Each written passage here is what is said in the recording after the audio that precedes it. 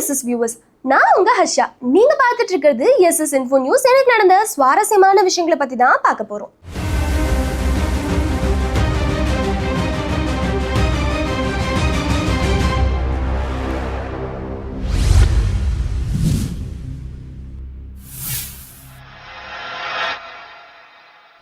MP வீட்டுல ride நடந்துச்சு. அங்க போன அதிகாரிகள் ஷாக் ஆகுற மாதிரி ஒரு பொருளை பார்த்திருக்காங்க. அப்படி என்ன நடந்துச்சு தெரியுமா? ஈராக்ல ஊழலை ஒழிக்கணும் அப்படிங்கிறதுக்காக அரசு அதிரடியா நடவடிக்கை எடுத்திருக்காங்க. அதுல அரசு அதிகாரிகளும் எம்பிக்கள் வீட்லயும் சர்ச் பண்ணிருக்காங்க. எல்லார் வீட்லயும் ரைடு விட்டுருக்காங்க.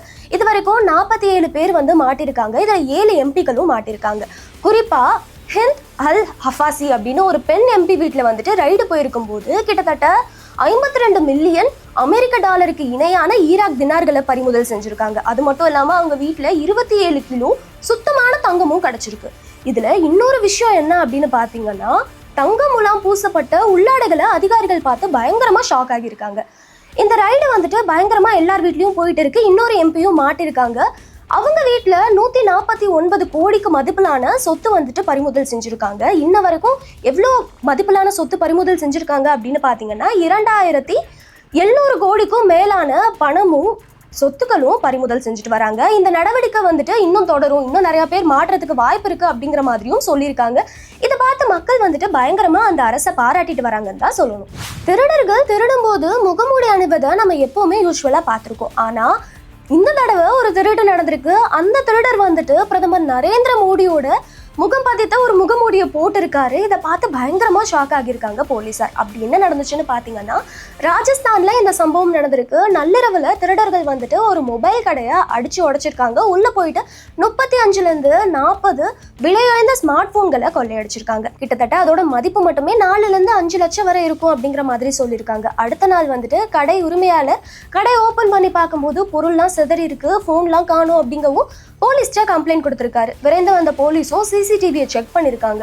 பார்த்தா பயங்கரமா ஷாக் ஆகியிருக்காங்க. அங்க நிறைய திருடர்கள் உள்ள போயிட்டு பொருளை எடுத்துட்டு வரதெல்லாம் பதிவாகிருக்கு. மேலும் ஒரு திருடர் பிரதமர் நரேந்திர மோடியோட முகம் பதித்த அந்த முகமூடியை போட்டு இருக்கிறதும் அதுல பதிவாகிருக்கு. இந்த வீடியோ சமூக ஊடகங்கள்ல பரவி பயங்கர வைரலா போயிட்டு இருந்தாலும் இப்போ போலீஸ் என்ன சொல்லியிருக்காங்க அப்படின்னு பாத்தீங்கன்னா, ராஜஸ்தான்ல இன்னொரு மொபைல் கடையிலையும் திருட ட்ரை பண்ணியிருக்காங்க. ஆனா பூட்டு ரொம்ப ஸ்ட்ராங்கா இருந்ததுனால உடைக்க முடியாம அங்கேருந்து தப்பி சென்றிருக்காங்க அப்படிங்கிற மாதிரி சொல்லியிருக்காங்க. வழக்கு பதிவு செஞ்சு இந்த திருடர்களையும் ரொம்ப தீவிரமா தேடிட்டு வந்துட்டு இருக்காங்க. குழந்தைகளை வாஷிங் மிஷின்ல உட்கார வைத்த கொடூரம் பெங்களூர்ல நடந்திருக்கு. அப்படி என்ன நடந்துச்சு அப்படின்னு பாத்தீங்கன்னா, பெற்றோர்கள் தன்னோட குழந்தைகளை டே கேர் சென்டர்ல விட்டுட்டு தன்னோட வேலைக்காக போவது யூஸ்வலான ஒரு விஷயமா இருக்கு. ஆனா ஒரு தனியார் நிறுவன டே கேர் சென்டர்ல குழந்தைகளை விட்டுட்டு போகும்போது அங்க இருக்க பெண் பராமரிப்பாளர்கள்லாம் அந்த குழந்தைகளை ஒழுங்கா பார்த்துக்கல. மேலும் அந்த குழந்தைகளை நிறைய துன்புறுத்திருக்காங்க அப்படின்னு தான் சொல்லணும். வாஷிங் மிஷின்ல 3 குழந்தைகளை உட்கார வச்சு கொடுமைப்படுத்திருக்காங்க. அது மட்டும் இல்லாம அழுகும் குழந்தைகளை பாத்ரூம்ல விட்டுட்டு போயிருக்காங்க. இதை தொடர்ந்து பாத்ரூம்ல யூஸ் பண்ற ஜெட் ஸ்ப்ரே இருக்கு இல்லையா, அதை குழந்தைகளோட வாயில அடிச்சிருக்காங்க அப்படிங்கிற மாதிரியும் சொல்லப்படுது. இப்போ இதற்கான வீடியோ சமூக வலைதளங்கள்ல வெளியாகி பெரும் பரபரப்பை ஏற்படுத்தியிருக்கு. இதை தொடர்ந்து 5 பெண் பராமரிப்பாளர்கள் மேல வழக்கு பதிவு செஞ்சு விசாரணை நடத்திட்டு வராங்க பெங்களூரு போலீசார். 17 ஹீரோக்கள் வேண்டான்னு சொன்ன படத்தை தான் நான் நடிச்சிருக்கேன். விஷ்ணு விஷால் ஓப்பனா பேசியிருக்காரு. அப்படி என்ன நடந்துச்சு அப்படின்னு பாத்தீங்கன்னா, 2018ல ராட்சசன் அப்படின்னு சொல்லி ஒரு படம் ரிலீஸ் ஆகியிருக்கும். தமிழ் கிரைம் த்ரில்லர் மூவினா அதுல ரொம்ப முக்கியமான மூவியா ராட்சசன் படம் இன்று வரை பார்க்கப்பட்டு இருக்கு. அது மட்டும் இல்லாம விஷ்ணு விஷாலோட கரியர்லயும் மிகப்பெரிய டேர்னிங் பாயிண்ட் கொடுத்த படம் தான் அந்த படம்.